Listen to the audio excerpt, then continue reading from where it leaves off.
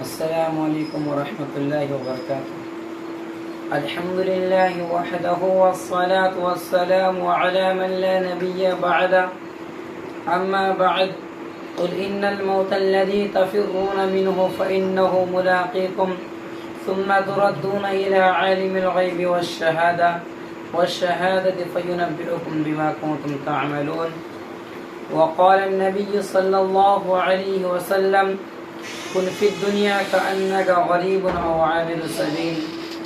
پیام مرگ سے اے دل کیوں تیرا دم نکلتا ہے، پیام مرگ سے اے دل کیوں تیرا دم نکلتا ہے، مسافر روز جاتے ہیں راستہ یوں ہی چلتا ہے۔ مومن کبھی ہوتا نہیں موت سے خائف، ایمان کا جوہر ہے بس اللہ سے ڈرنا۔ عمل سے زندگی پر غافلوں کا فخر کرنا، عمل سے زندگی پر غافلوں کا فخر کرنا۔ اے جینا کوئی جینا ہے جس کے ساتھ مرنا ہے، جگہ جی لگانے کی دنیا نہیں ہے، اے عبرت کی جا ہے تماشا نہیں ہے۔ ایک دن مرنا ہے آخر موت ہے، کر لے جو کرنا ہے آخر موت ہے۔ برادران اسلام و محترم حاضرین، موت ہر جاندار کے لیے کتنا بھیانک اور کیسا خطرناک لفظ ہے۔ موت سے ہر شخص بھاگتا ہے، بچہ ہو یا جوان، بوڑھا ہو یا بوڑھی، مرد ہو یا عورت، جھوپڑیوں میں رہنے والا ہو یا کوٹھیوں میں، دیہاتوں کا رہنے والا ہو یا شہروں کا، مسافر ہو یا مقیم۔ موت کے اس تلخ گھونٹ کو کوئی پینا گوارا نہیں کرتا، موت کی آواز کو کوئی سننا نہیں چاہتا ہے، مگر اس کے باوجود موت ہر ایک کے پاس آتی ہے۔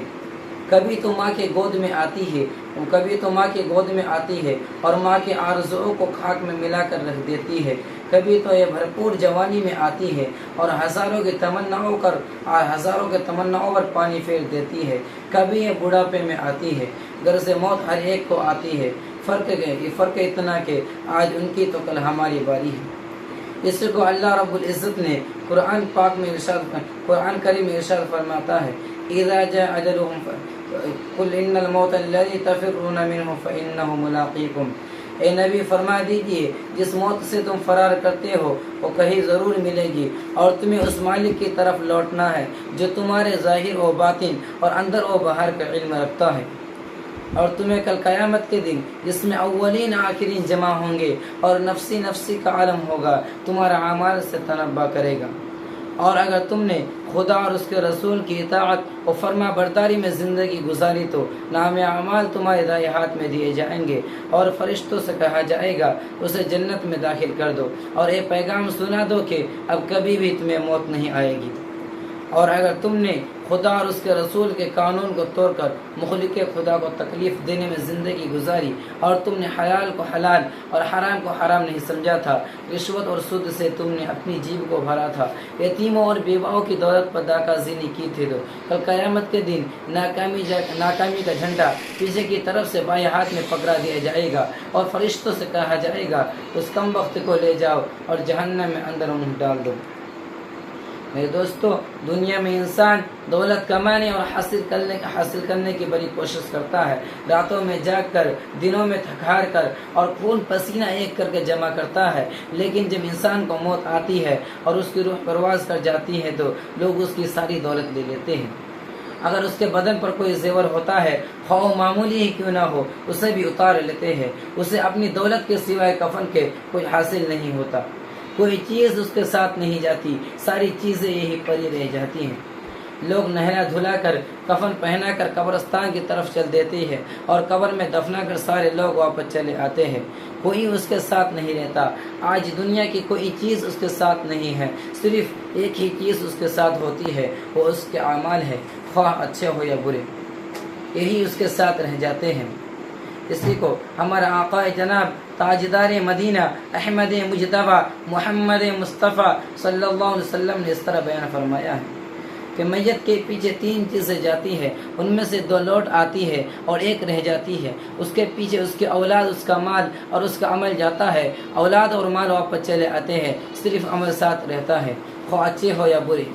سوچنے کا مقام ہے وہ عمل جو قبر کی کٹین گھڑی میں کام آنے والے ہیں، وہ ہمارے پاس کتنا ہے، وہ آل و اولاد، وہ مال و متاع جو اس مشکل وقت میں جو اس مشکل وقت میں ہمارا ساتھ چھوڑ دیں گے. اس کو جمع کرنے کے لیے ہم کتنے فکر مند ہیں.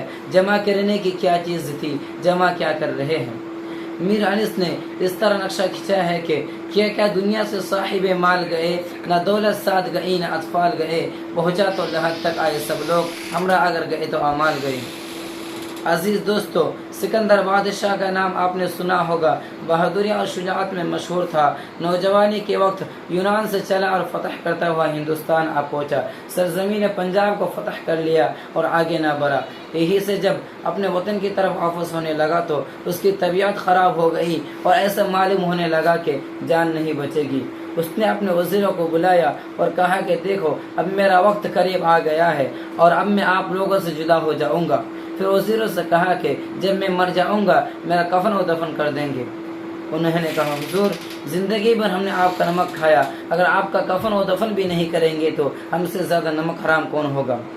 پھر سکندر بادشاہ نے کہا دیکھیے, اب میرا آخری وقت ہے اور آخری وصیت ہے. جب میں مر جاؤں اور آپ لوگ مجھے کفن پہنا کر دفن کے لیے لے جائے تو میرا ہاتھ کفن سے باہر نکال دینا. وزیروں نے کہا حضور, ایسا نہ فرمائیے, کیونکہ اس میں آپ کی بڑی بے عزتی ہوگی, کیونکہ آپ کا جنازہ ایک بادشاہ کا جنازہ ہوگا اور ساری دنیا اسے دیکھنے کے لیے آئے گی. جب لوگ دیکھیں گے کہ آپ کا ہاتھ کفن سے باہر نکالا ہوا ہے تو پوری دنیا کہے گی کہ دیکھو سکندر کتنا بڑا لالچی ہے, فتح کرتے کرتے مر گیا مگر اب بھی اس کا لالچ ختم نہیں ہوا. وہ کفن سے ہاتھ باہر نکالے ہوئے ہے تاکہ اور ملک کا ہاتھ آ جائے, اس میں بڑی بے عزتی ہے. سکندر نے کہا کہ آپ لوگوں نے تو سمجھا ہی نہیں, میں اس لیے ہاتھ باہر نکال رہا ہوں تاکہ لوگوں کو نصیحت ہو کہ 7 ملک کا بادشاہ آج جب دنیا سے جا رہا ہے تو وہ بھی خالی ہاتھ جا رہا ہے, اس کے ہاتھ میں 1 روپیہ بھی نہیں. دوستو, اتنے بڑے بڑے بادشاہ دنیا سے خالی ہاتھ گئے, نہ دولت ساتھ گئی نہ اطفال گئے. ہمارے پاس تو کچھ بھی نہیں ہے, ہم تو بالکل خالی ہاتھ جائیں گے, صرف ہمارے ساتھ ہمارے اعمال جائیں گے, خواہ اچھے ہو یا برے. السلام علیکم.